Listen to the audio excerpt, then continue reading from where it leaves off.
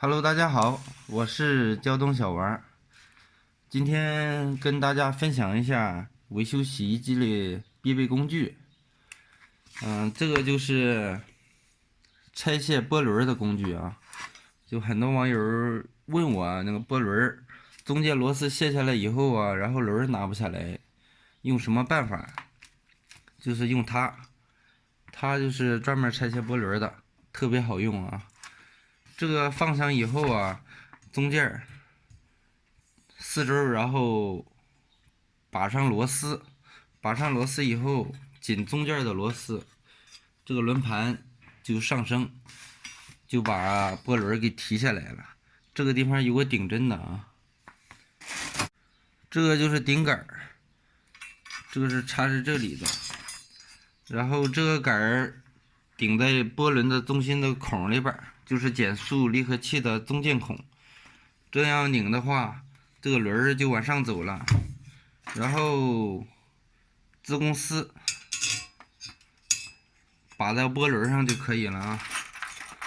如果波轮比较紧的话，可以多拔几个螺丝啊。这个螺丝很多的，买这个轮盘的时候带的啊，这个螺丝特别多，几乎没有拆不下来的波轮啊。反正我用它卸波轮，好几年了，没有遇到过拆不下来的，肯定能拆下来。这个很好用啊，厚度也挺厚的，挺沉的。这个是拆卸波轮的。然后我在网上看见，就是有的朋友修洗衣机波轮拆不下来，然后拿角磨机把波轮给人家嘎了啊，嘎了以后，然后再换新波轮。以前没有这个工具的时候，我也那么做过，因为波轮卸不下来嘛。但是用角磨机嘎的话，有个缺点呢，然后嘎的粉末全部在洗衣机的桶里边了。如果清洗不干净的话，很容易造成排水阀的地方堵塞，所以尽量不要嘎波轮。买这个专用扳手的话，很轻松就可以卸下来。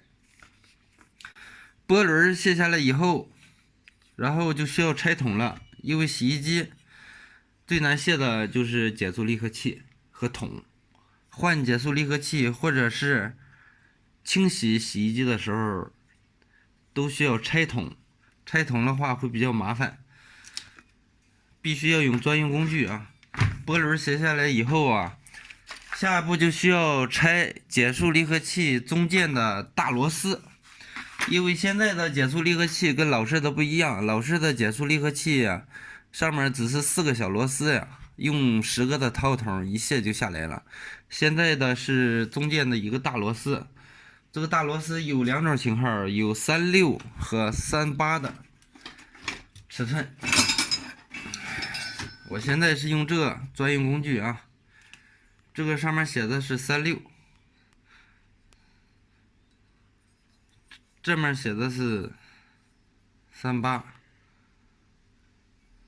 这个常用的洗衣机就这2种型号。然后这个怎么用呢？这个直接套在那个减速离合器的中间大螺丝上，然后用它放进去，然后这么撞，然后底下螺丝就动了啊。这个很好用的，我都试过。再紧的螺丝啊，就3下，3下指定松了啊，就这么3下，螺丝肯定会松的。这个无论是卸还是装的话，这么倒着砸，特别方便啊。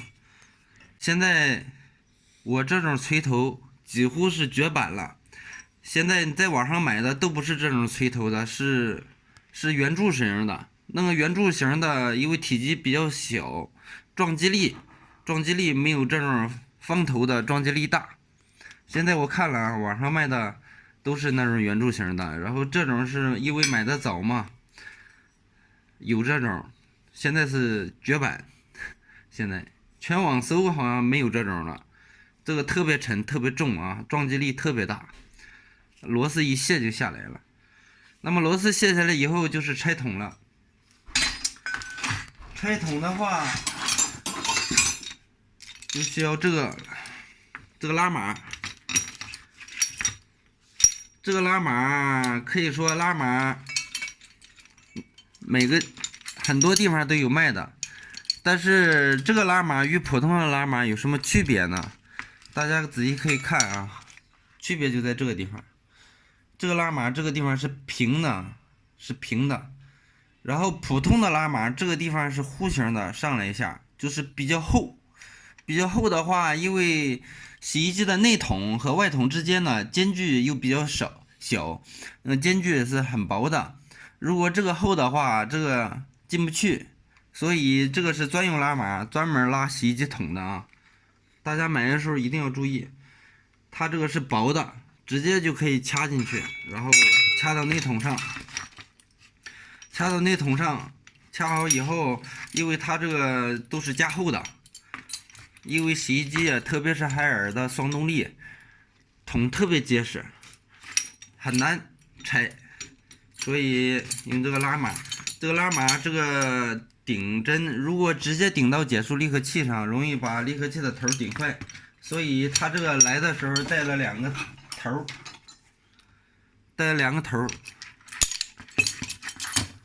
这个东西是顶在这里的啊，顶在这里的。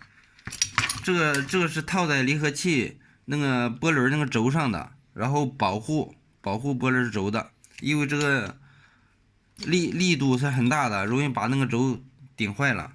带了两个，然后适合不同型号的离合器啊，几乎市面上所有的离合器都可以用的。然后这个拉码的中心点是顶到这个上的，然后进行旋转。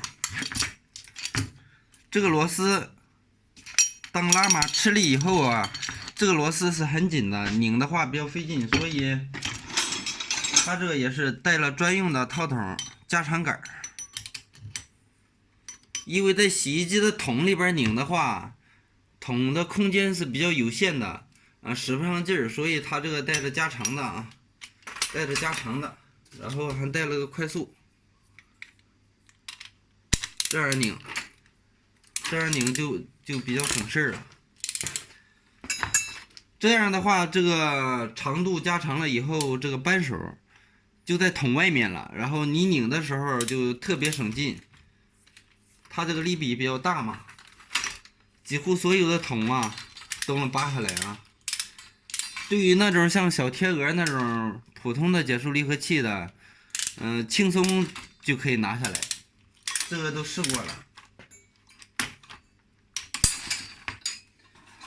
还有这种套筒，这种套筒是拧这个螺丝的，拧它的。好了，本期视频就和大家分享到这里，喜欢的朋友请点击关注转发，咱们下期再见。